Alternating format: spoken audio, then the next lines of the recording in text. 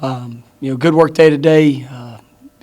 Obviously with the extended the extended preseason time with the first game backing up, we decided to practice this morning. Normally Monday will be our off day. We kind of rearranged the schedule. Guys were just met yesterday as we kind of wrapped up our camp calendar. We're still going to have a fall camp type of mentality, but we decided to utilize today, first day of classes, get guys up and rolling. Had a good practice, special teams practice, some situational 2-minute. I thought guys are continuing to learn those situations, how we want those handled. I thought it was a good day of response for the offense. I thought they came out and executed it in some challenging situations, and I thought they showed up well. Still a lot of things that we're going to continue to grow and learn from. Really trying to help these next few weeks get into that game shape of what we what we desire and what we need to be in as we prepare for Georgia Tech here in a few weeks. And so I think we're in a good place. We got to have a great week upcoming. Thursday will be our off day for the week, and I know we're going to get two really quality practices here the next couple of days, continuing to focus on ourselves before we break camp.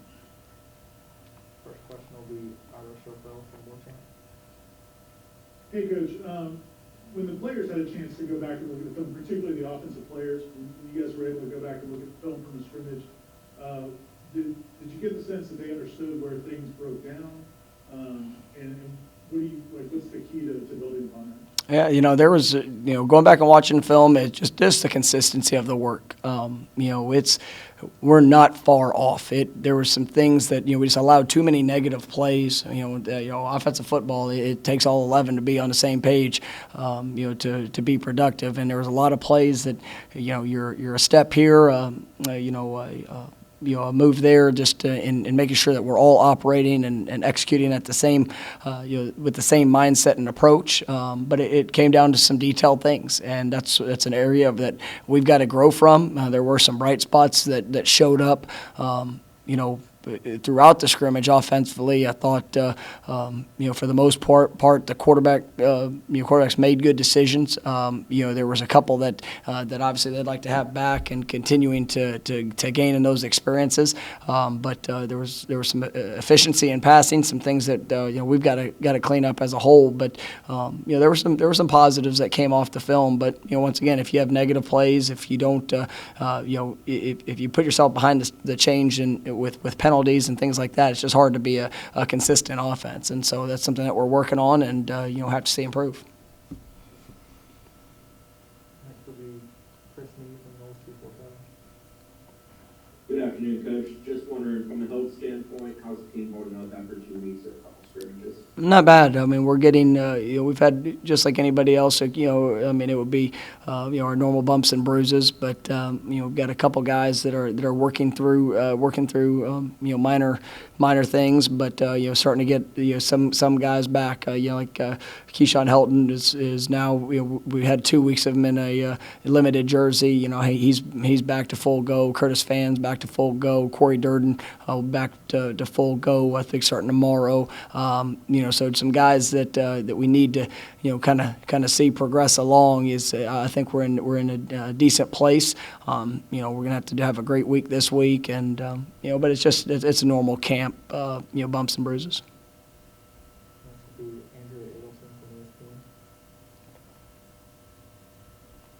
Mike, where would you assess development of the offensive line at this point, just with the things you're asking them to do and the comfort in the scheme?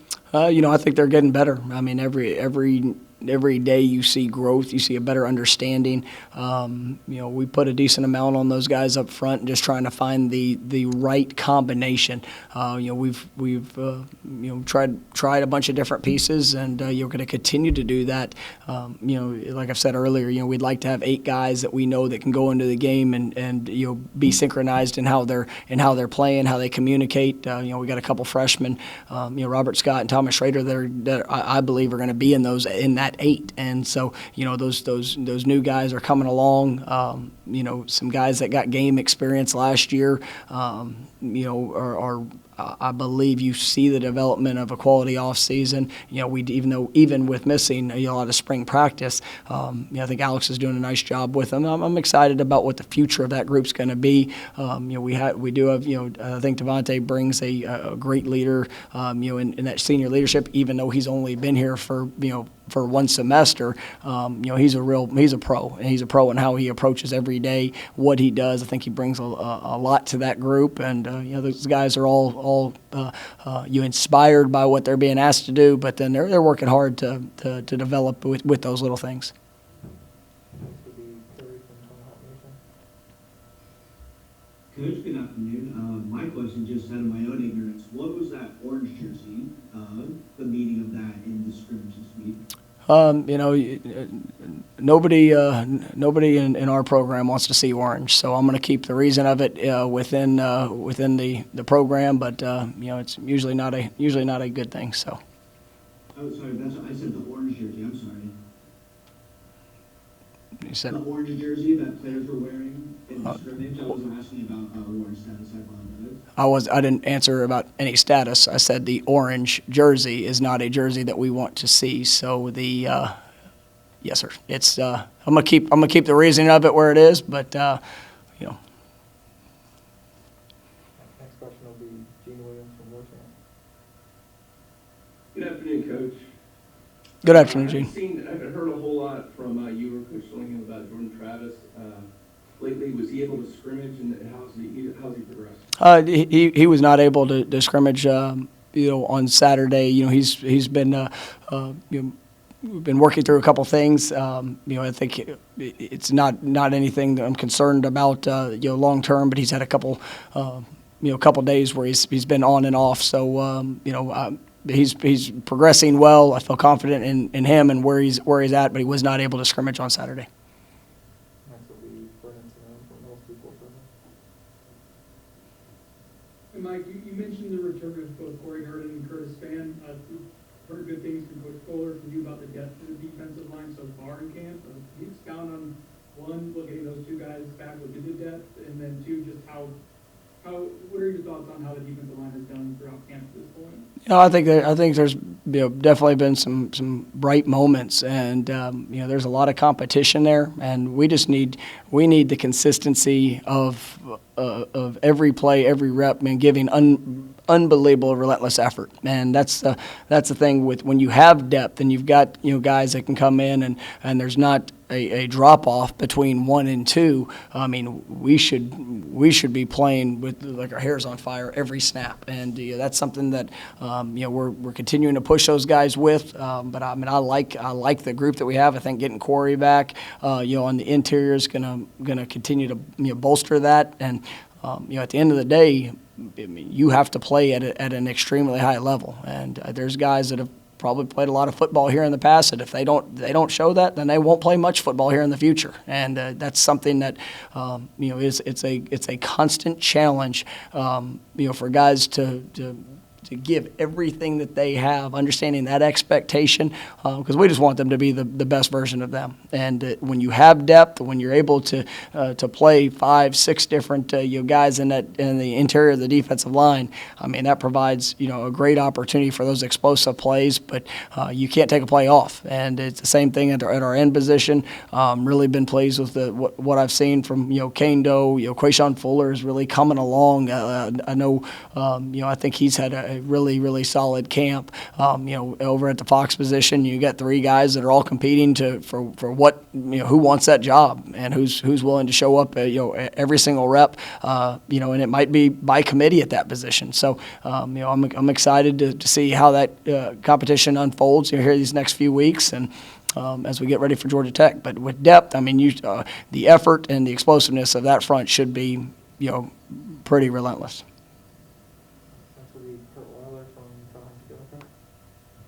Hey, Coach, you talked about Keyshawn being back. I know he's somebody who, even when he wasn't kind of back in a full capacity, you're very high on what he's able to do. I guess, have you kind of seen another year from him and now being back full go? And I guess just how nice is it seeing all that work he put in this offseason? I mean, he did an incredible job with his rehabilitation, and I mean, to see somebody coming off of that type of knee injury and the explosiveness, the change of direction, the things that he's able to do, really since we began camp. I mean, there's going to be a getting acclimated, back into day in and day out, some things that, we're going to be smart with him. But, at the end of the day, when the ball is snapped and he's getting his repetitions, it's impressive to see just the explosiveness that he has. And so I'm excited for him. I'm really proud of him for the work that he put in, and excited to see what he's going to be able to do this season.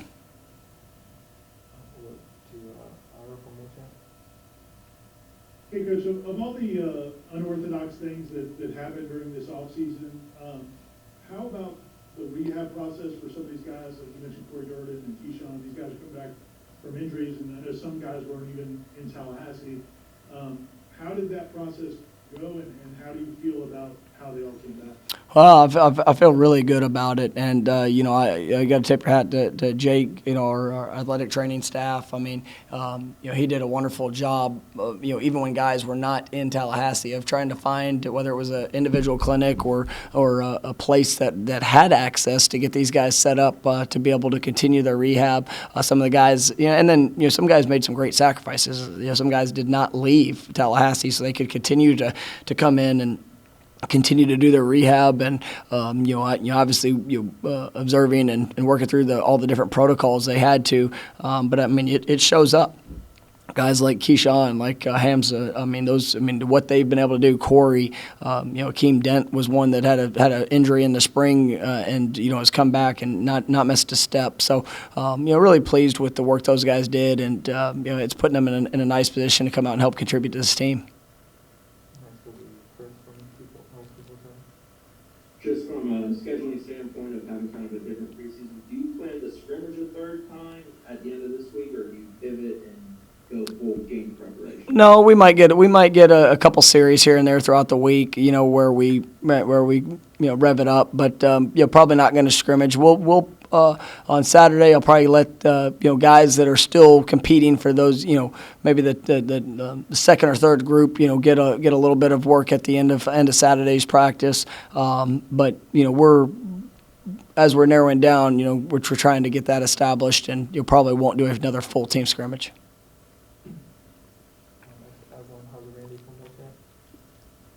After two scrimmages now, Coach, you talked about creating your offense around your talent and your playmakers. Do you now have a better idea of what they can do and what you want to build around them, or do they still have to work on sort of the base stuff that you and Kenny need to be able to work on? Yeah, I mean, that's been it's a daily process of continuing to evolve what we're doing and how we're doing it. I feel good with where we are and the guys of what I've seen, but that's going to continue to develop all the way through the entire season. And I think if you go back and where I've been in year one, what we started with, and probably what it looked like early, evolved and changed throughout the season, because especially not having a spring practice, we need as many repetitions to let guys get a great sense and feel for what they're being asked to do, and then there's some things we took out of the scrimmage the other day that we're tweaking here, tweaking there, just to really play to the strengths of some of the talent that we have. And so, but that's just an always evolving process.